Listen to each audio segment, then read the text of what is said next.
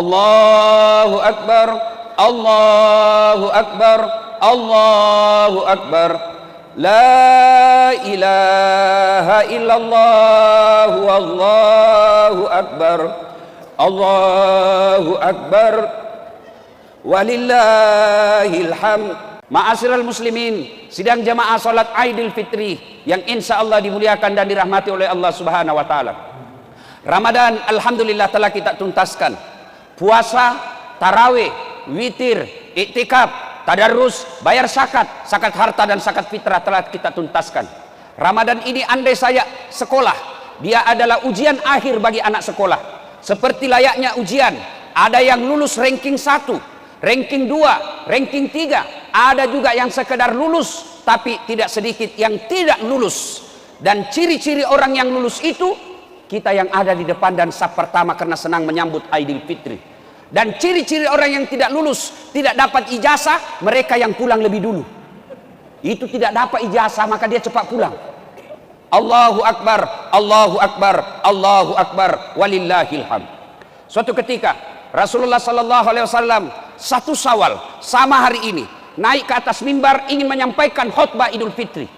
Melek maka khutbah Nabi ketika naik ke atas mimbar seperti mimbar ini, beliau menaiki 3 langkah. Ketika langkah pertama naik ke tangga, Nabi mengucapkan amin. Langkah kedua Nabi lagi mengucapkan amin. Langkah ketiga Nabi lagi mengucapkan amin. Selesai khutbah kemudian sahabat bertanya, "Ya Rasulullah, kami tadi mendengar Anda mengucapkan amin 3 kali dan tidak biasanya seperti itu." Nabi kemudian menjelaskan, "Tadi itu datang malaikat Jibril berbisik kepadaku, berdoa kepada Allah berkaitan dengan Ramadan kita.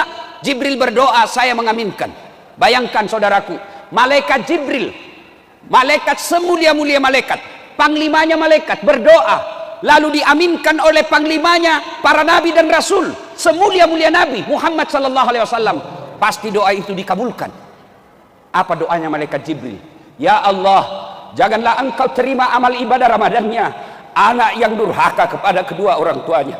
Saudaraku, biar puasamu baik, tahajudmu tiap malam, kau tadarus 2 kali hatam, tapi kau teteskan air mata orang tuamu, mu pediki hati atau matuamu, kau sakiti hati orang tuamu. Demi Allah, puasamu tidak ada guna, puasamu tidak ada akan sampai kepada Allah. Maka saudaraku yang masih hidup orang tuanya, bersyukur kalian kepada Allah, muliakan orang tuamu, berikan hartamu yang terbaik untuk orang tuamu.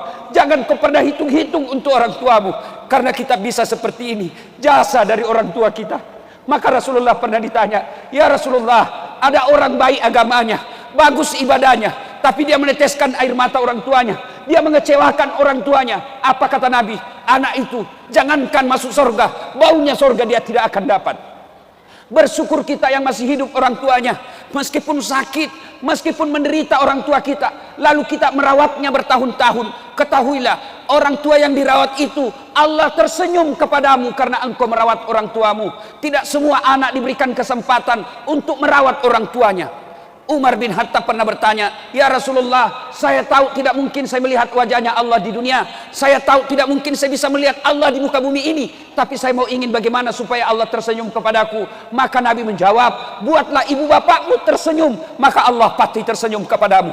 Saudaraku, peluang lebaran ini, buat ibu bapakmu tersenyum, kasih yang hadiah yang terbaik, hibur dia, buatlah kalian dia bertemu kepadamu, maka Allah pasti tersenyum kepadamu. Adik-adikku para remaja, selesai biasa lemaran, kalian buka baju, kalian buka serban, kalian buka sarung, tapi kalian pergi tempat hiburan. Memang ada dosamu di tempat hiburan? Datanglah kepada orang tuamu, cium kakinya, jangan lepas tangannya sebelum dia katakan, "Wak dampangan nak, saya maafkan kamu." Dan kemuliaan orang tua itu luar biasa. Kita belum minta maaf, belum jabat tangan. Apa kata orang tua kita? "Nak, tidak ada dosamu nak. Meskipun ada dosamu, aku telah memaafkan kau lahir dan batin." Saudaraku, banyak orang dalam rantauan seperti kita ini yang ada di Batu Licin, ingin mencium ibu bapaknya, ingin mencium tangan ibu bapaknya, tapi ibu bapaknya ada di Jawa, dia tidak kembali kampung karena uangnya terbatas. Maka saudaraku yang ada orang tuanya di tempat ini, kembalilah kalian, buat orang tuamu tersenyum, maka Allah pasti tersenyum kepadamu. Dengar firman Allah, "Imma yablughanna indakal kibra ahaduhuma aw kilahuma fala taqul lahumu uf wala tanharhuma wa qul lahumu qaulan karima." Apabila kedua orang tuamu sudah lanjut usia, dalam pemeliharaanmu, matoani to matoamu, dek nanole kasih murusu alena, dan ini tinggal di rumahmu. Jangan kau berkata ah kepadanya, jangan kau teteskan air matanya. Ayat ini kemudian diterjemahkan, ditafsirkan oleh para ulama. Kalau kalian bangun masjid, boleh transfer duitnya dan tidak mengurangi pahalanya. Kalau kalian ingin menyumbang fakir miskin, boleh kirim pakai sopirmu. Tapi jika kalian ingin berbuat baik kepada orang tuamu, jangan kau kirim pakai orang lain. Jangan kau suruh orang tua orang lain, tanganmu dan tangannya orang tuamu datang kamu bawakan. Begitu cara ayat ini memuliakan orang tua. Allahu Akbar, Allahu Akbar, Allahu Akbar, walillahil hamd. Bagaimana buat kita yang sudah wafat orang tuanya? Ustadz, saya dulu nakal, saya dulu sering mengecewakan orang tua saya. Sekarang saya sudah hijrah, saya sudah bertobat, tapi orang tua saya sudah tidak ada Ustadz, sudah ada di alam kubur. Agama mengajarkan bagi mereka yang sudah wafat orang tuanya, satu, doakan orang tuamu. Doakan bagaimana? Tidak harus ustadz yang doakan kamu, tidak harus pak imam yang doakan untuk orang tua. Lebih baik kalian yang langsung doakan. Selesai nanti Idul Fitri, kalian ingin mendoakan orang tua, silakan langsung. Tidak harus ada ayam, tidak harus ada soko, tidak harus ada nasi. Kalian duduk menghadap kiblat, selesai ini doakan orang tuamu. Dan tidak harus melalui dasat latif, tidak harus melalui ulama, tidak harus melalui habaib. Doakan langsung, karena doa paling baik untuk orang tuanya dari bibir anaknya. Dasat latif doakan orang tuamu, belum tentu pernah kenal baik. Maka doakan. Apa doanya Ustaz? Tidak harus kau bahasa Arab. Puang, tak dampangi dosana tomat tuaku. Ya Allah, ampuni dosa orang tuaku, terima amal ibadahnya, lipat gandakan segala kebaikannya, lapangkan alam kuburnya, jadikan kuburnya menjadi taman-taman surga. Tapi ingat, saudaraku para akhwat, ini makun raya perempuan, kalau pergi ziarah kubur, tidak usah kau pergi ziarah kubur kalau kelihatan auratmu. Tidak usah kalian pergi ziarah kubur kalau kau tidak mampu menutup auratmu dan pakai jilbab. Kalau kau pergi ziarah kubur tidak tutup auratmu, disiksa orang tuamu di kubur. Seolah-olah malaikat berkata, dia itu anak gadismu, datang melihat kamu, dia pertontonkan auratnya. Untuk apa kalian bawa bunga? Untuk apa kalian bawa pandan? Kalau kau tidak datang dengan doa, apalagi sampai kau perlihatkan auratmu. Allahu Akbar, Allahu Akbar, Allahu Akbar, walillahil hamd. Yang kedua, kalau wafat orang tua, setelah doakan, sedekah. Ustaz, saya mau orang tuaku terang kuburnya, kirimi pembeli lampu di masjid. Ustaz, saya mau orang tuaku supaya ada AC di kuburnya, kirimi pembeli AC di masjid. Insya Allah sudah ada di situ. Bapak yang sudah ada duit di kantong, niatkan pulang nanti ini berbagi supaya orang tua terang kuburnya. Allahu Akbar. Yang ketiga, cara berbuat baik kepada orang tua sudah meninggal adalah mengunjungi karib kerabatnya. Sudah datang orang tua, masih ada paman kita, masih ada acil kita, datangi mereka.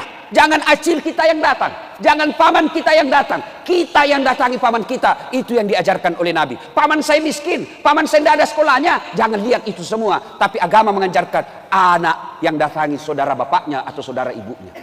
Allahu Akbar, Allahu Akbar, Allahu Akbar, walillahil hamd. Yang kedua, orang yang didoakan tidak diterima amal ibadah Ramadannya. Lalu malaikat Jibril lagi berdoa, ya Allah, janganlah engkau terima amal ibadah Ramadannya muslim yang tidak mau memaafkan sesamanya muslim. Saudaraku, pilkada, pilcaleg, pilpres kadangkala membuat kita pecah persaudaraan. Itu keliru dan salah. Orang sudah jadi wali kota, orang sudah jadi bupati, orang sudah jadi presiden, orang sudah jadi anggota DPR. Kalian bertetangga masih musuhan, apa yang kalian dapat?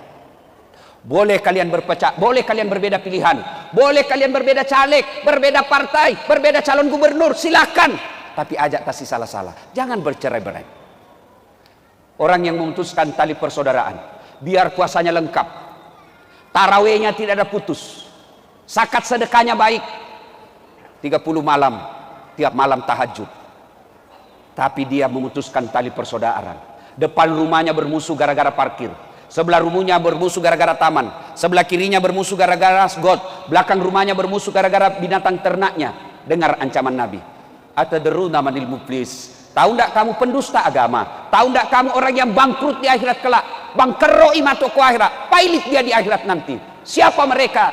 Jarusu wa khati'ur rahim, tetangga yang jahat sama tetangganya dan yang memutuskan tali persaudaraan. Maka ikhwanul muslimin, saudara-saudaraku orang Islam, saudara-saudaraku ibu bapak yang hadir di tempat ini, kalau ada yang bermusuhan, kemarin gara-gara tanah, kemarin gara-gara warisan, kemarin gara-gara pilkada, selesai ini, datangi, jabak tangannya, salawat kepada Nabi.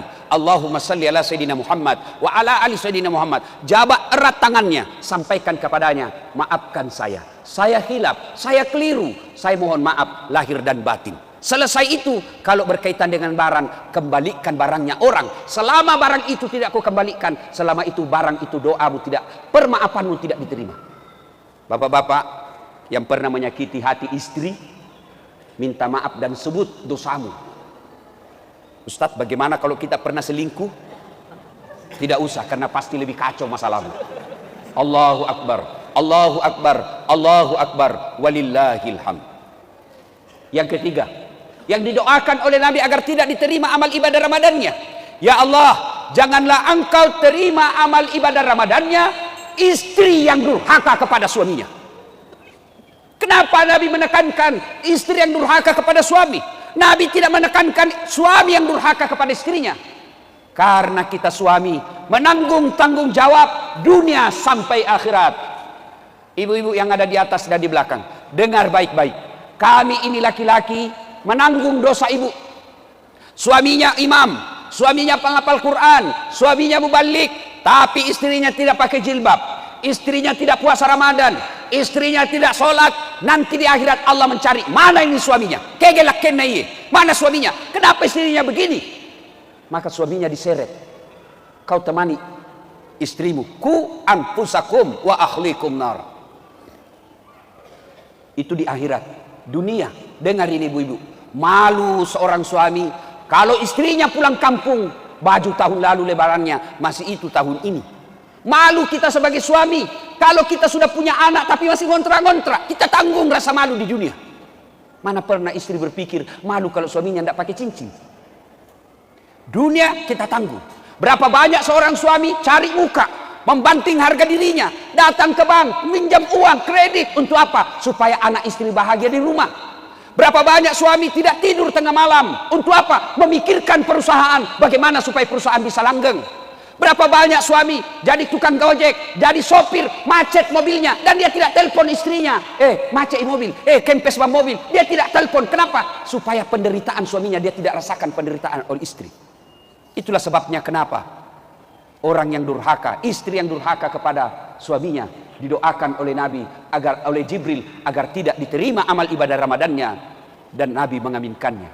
Ada jamaah yang bertanya, Ustadz, bagaimana kalau suami yang durhaka sama istri? Tidak dijelaskan dalam hadis ini. Allahu Akbar, Allahu Akbar, Allahu Akbar, walillahil hamd. Kalau ibu-ibu tidak senang sama suami, bukan dengan memakinya, bukan dengan menghinanya, bukan dengan menceritakan kejelekannya, tapi jalannya kamu pisah baik-baik, bukan menghinanya. Ada 4 golongan orang yang didoakan oleh Nabi menjadi bahan bakar api neraka, menjadi bahan bakarnya api neraka. 4 jenis perempuan. Satu diantaranya adalah istri yang suka berkata kasar kepada suaminya, istri yang suka memaki suaminya. Maka ibu-ibu yang saya cintai karena Allah, selesai lebaran ini, jangan dulu kau ke tetanggamu, jangan dulu kau kepada suaminya orang, jangan dulu kepada bosmu, tapi datang kepada suamimu, minta maaf.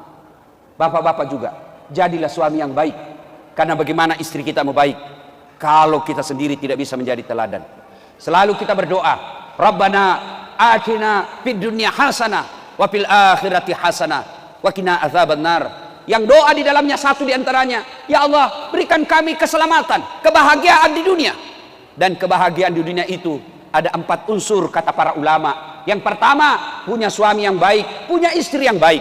Kita bisa bahagia, kita bisa dakwah karena kita punya istri yang baik. Berbahagia bapak-bapak yang punya istri yang baik. Saya bisa ceramah seperti ini karena punya istri yang baik. Bayangkan kalau saya mau ceramah di atas mobil, tiba-tiba istri saya WhatsApp, Ustaz, kesetrum anakmu. Mana bisa lagi saya ceramah? Maka itulah fungsinya istri, membuat suami keluar cari nafkah, membuat hati suami tentram. Jangan malah begitu suami keluar, kita WhatsApp dengan kalimat yang tidak enak, kita kirimi pesan-pesan yang tidak nyaman dibaca. Kalau ada sesuatu yang ingin disampaikan, sampaikan secara langsung setelah ada suamimu di rumah, supaya dia bisa tenang, fokus bekerja cari nafkah ketika dia ada di luar. Allahu Akbar, Allahu Akbar, Allahu Akbar, walillahil hamd. Yang kedua, unsur fid dunya hasanah, punya anak yang soleh dan soleha. Percaya saudara-saudaraku, ketika kita wafat, Pergi bapak ziarah kubur, siapa yang doakan kita? Ibu-ibu nih yang ada di atas dan belakang. Begitu ibu meninggal, siapa yang doakan ibu? Suami? Tidak, dia kawin lagi. Siapa yang doakan kita? Anak. Bagaimana anak kita mau doakan kalau dia tidak pernah diajarkan agama? Lihat anak-anak kita sekarang, lihat anak kita sekarang nanti kalau ziarah kubur. Dia cuma datang ke ziarah kubur lalu dia tulis OTW ziarah kubur. Sampai di kubur dia foto lagi dirinya, pegang batu nisan, kuburan nenek saya. Dia tidak ada berdoa. Maka begitu gambaran kita nanti ketika koni kubur bapak ibu sudah dikubur, yang doakan kita anak. Kalau anak tidak dididik dengan baik, jangan harap dia akan doakan kita. Dan saudaraku, dikubur bukan 1 tahun, bukan 10 tahun. Bapak pergi merantau ke Jawa, orang Jawa merantau ke Batu Licin, kada nyaman, bulik ikam ke kampung. Tapi kalau sudah masuk di kubur, ada yang bulik. Kada enak dikubur, bulik ulun, kada ada. Allahu Akbar, Allahu Akbar, Allahu Akbar, walillahilham. Maka alangkah bahagianya orang tua di kuburnya sudah jadi tulang belulang, tapi anaknya setiap 5 waktu di sujud terakhirnya selalu berdoa, Allahumma ghfirli wali walidayya warhamhuma kama rabbayani shaghira. Bagaimana agar kita menjadi soleh dan soleha? Tidak usah cemaskan soal kantongnya, tidak usah cemaskan soal isi perutnya, cemaskan akhlak dan agamanya. Dan salah satu cara agar anakmu soleh dan tidak keras hati, tidak kepala batu, jangan kau kasih makan uang haram. Bapak boleh bisnis di luar, tapi hati-hati membawa uang pulang ke rumah, karena itu akan menjadi darah daging anak dan keturunan kita.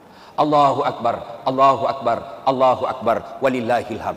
Yang keempat, yang disebut fid dunya hasanah. Yang ketiga, yaitu punya teman yang baik. Teman yang baik bukan tinggi pangkatnya, teman yang baik yang bisa menunjukkan kamu ini baik, ini salah. Itulah teman yang baik. Bagaimana ciri-ciri teman yang baik? Masuk waktu sholat, dia ingatkan kita. Masuk waktu sholat, dia ajak kita sholat. Itulah teman yang baik. Mana lagi teman yang baik? Mereka yang akan hadir ketika susah, dan dia akan hadir ketika kita senang. Allahu Akbar. Dan yang keempat, fid dunya hasanah itu adalah punya harta yang berkah. Harta yang berkah itu bukan jumlahnya banyak, tapi berapa banyak harta kita bisa dinikmati oleh orang lain. Allahu Akbar, Allahu Akbar, Allahu Akbar, walillahil hamd. Sidang jamaah Aidil Fitri yang saya muliakan, pada akhirnya mari kita pelihara amal kita selama bulan suci Ramadan ini. Kalau kita terlibat anak yang durhaka sama orang tua, putus silaturahmi, kemudian kita termasuk istri yang durhaka kepada suami, wala tayasu min rauhillah, jangan kau putus asa. Mari mohon ampun kepada Allah, lalu bermaaf-maafan kepada sesama manusia. Inilah tujuan salah satu dihadirkannya ceramah dan Aidil Fitri, berkumpul kita di satu tempat ini supaya apa? Selesai Aidil Fitri kita saling mendoakan, taqabbalallahu minna wa minkum, taqabbal ya karim siyamana wa siyamakum. Demikian, semoga ada manfaat. Barakallahu li wa lakum wa izza'il mu'minin, innahu huwal ghafurur rahim.